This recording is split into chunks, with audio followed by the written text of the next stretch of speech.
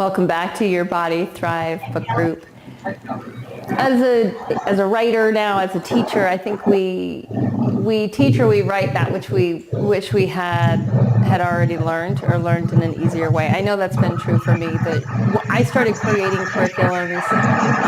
This Body Thrive book actually emerged from a 2-hour workshop I first taught in either 2000 or 2001. And it was a 2-hour workshop that was called Daily Habits of a Yogi, and I taught it in yoga studios around San Francisco. People loved it, and we instead of doing these 10 habits in 10 weeks, we did them in 2 hours. And it was a crash course, and I overfilled everyone's brains with way too much information.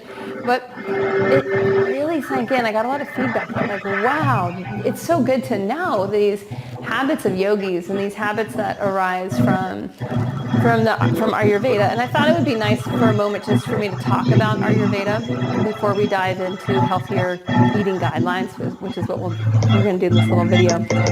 So with Ayurveda, I was drawn to Ayurveda. This Ayu means life and Veda means to study. And I was drawn into this path from a desire to really understand how humans become more conscious, more embodied, more in sync with our planet, more interconnected, so that we could make better decisions as a planetary species.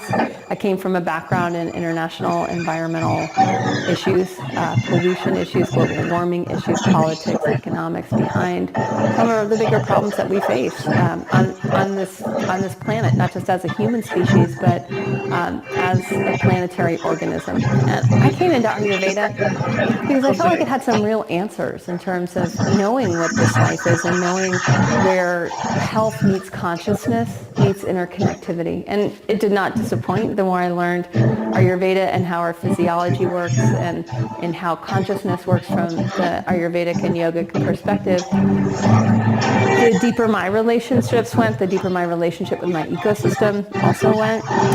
And the more I started to realize that we get to design the life that we want and have the kind of impact that we want in this lifetime. And that's powerful. So I just wanted to give a little introduction of where I came from. Because I know when a lot of people see an Ayurvedic practitioner, it's all about like, what are you eating? It can feel like, what are you doing wrong?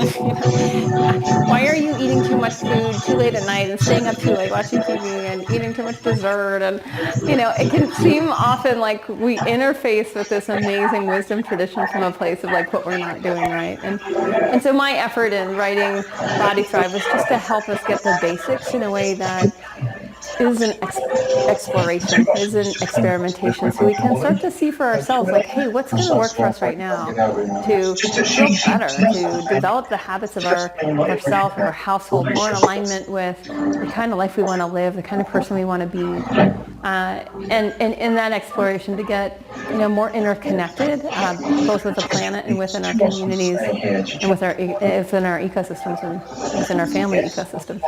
So now, let's just start by recognizing that in your book club, you've learned a lot in a short period of time. Again, we're not looking for mastery here, but we are looking for experimentation and for just simply noticing. By now, you may have identified a keystone habit, one that really makes your life better, one that's pretty non-negotiable for if you're going to have a great day the next day. So it's important to recognize that. I think starting your book club with people just going around and identifying what they sense is their keystone habit thus far, and how they're working that more towards automation so that it happens automatically. That's all automation means to me, is that I don't think about it, I just do it.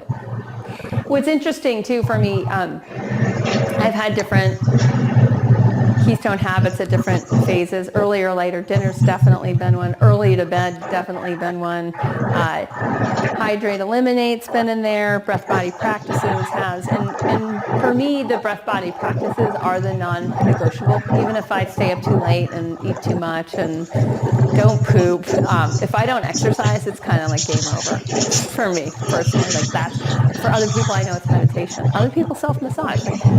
But whatever it is, starting to understand that non-negotiable nature of that habit and looking at how do you make that absolutely happen no matter what? And what I want to say on this is it doesn't mean that resistance doesn't rear its ugly head, its resistant head, right? It doesn't mean that that habit happens automatically and resistance never appears. Because in my experience, resistance might be there most times. And it just doesn't matter. You just do it anyways, regardless of how you feel about it, whether you want to do it or not, whether you can come up with 25 amazing excuses. Oh, why today is the day to not open your breath body or not poop or not meditate or whatever it is for you. And we just want to, I just want you guys to talk about that. Like, what's your keystone and how does it not matter when resistance arises? And start to just explore that as a group. All right, so now going into healthier eating guidelines, when I was looking at, like, how do I squeeze Ayurveda into 10 habits, when the eating part is such a big part. So I looked at the healthier eating guidelines just as a chunk of wisdom that can help people, especially people with energy issues, sleep issues, immune issues, digestive issues, skin issues, like really the bigger issues, right? Like it doesn't particularly matter. And look at the deep wisdom of Ayurveda and digestion. So in Ayurveda, as a practitioner, we're taught to first diagnose what's happening with the digestive tract before we look at anything else. I was just in one of my forums with the yoga health coaches. We have a number of doctors. We have a number of nurses as well in that program. And there was a post the other day about, like, is it really true that the typical doctor has less than 10 hours of training in nutrition? And the answer was from the two doctors on the forum, and was like, actually, it was less than that. So when we look at things like healthier eating guidelines, they're often missing in the way that we've been raised, we've been educated. I know I took biology both in high school and then in college. I took a full solid year of biology courses, ranging from like animals, plants, and genetics.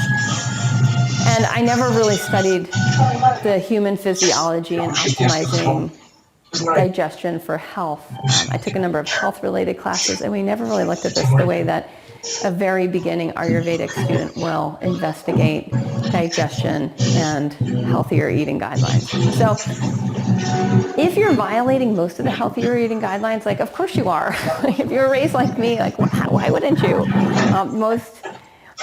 Most articles in the last few years have been around eating 6 small meals a day instead of allowing your body to move into rest and digest phases. There probably hasn't been much education in your life around ama, or about the stuff that appears on your tongue. You probably don't know how to read your tongue. You probably just haven't been using a tongue scraper until lately in your life. And so some of these really basic healthier eating guidelines just probably haven't been part of your field of awareness. For those of you who've been teaching yoga, the idea of practicing on an empty stomach may have been part of the first introduction to generating a deeper digestive fire and refining the way you use the energy of transformation in your practice. I know it was for me. So when we look at some of these healthier eating guidelines, what I invite you to do is just go right to that worksheet with the healthier eating guideline checklist and look down the list and try to find one or two that you're like, you know what, I want to experiment with this week. And just circle those two. And then if you really only want to do one, that's fine too. And just circle that one. And then go around the group and everyone say their one. And maybe say why. Like, why that one seems like it's most in line with what you want to be doing right now. And then next week, check in on that one and just see, like, hey, what happened? I've seen really amazing things happen with the healthier eating guidelines. As people move more into the rest and digest phase, stress plummets. Like, even people who are like overwhelmed and their job's super intense and they're a mom and they've got 3 kids and they're blah, blah, blah, right? And it's just like so much. They change the way they're eating and start to enable meal spacing and just have water between meals, and their stress goes down. Their job's the same. They still have 3 kids. They're still running their life, but their perceived level of stress plummets. And it's so important we start to experience what the rest and digest phase feels like, what we are like when we're operating from that, instead of just like looking for the next thing to inject into our mouth based on our emotional experience. It's profound. So I invite you to explore in this. For those of you who are, you feel like the 6 small meals a day is working for you, or you have hyperglycemia, I still really invite you to check it out. I've seen so many people cure themselves of hypo and hyperglycemia by just getting onto 3 regular meals a day, getting their body into fat metabolism instead of sugar metabolism, and experiencing what rest and digest is all about.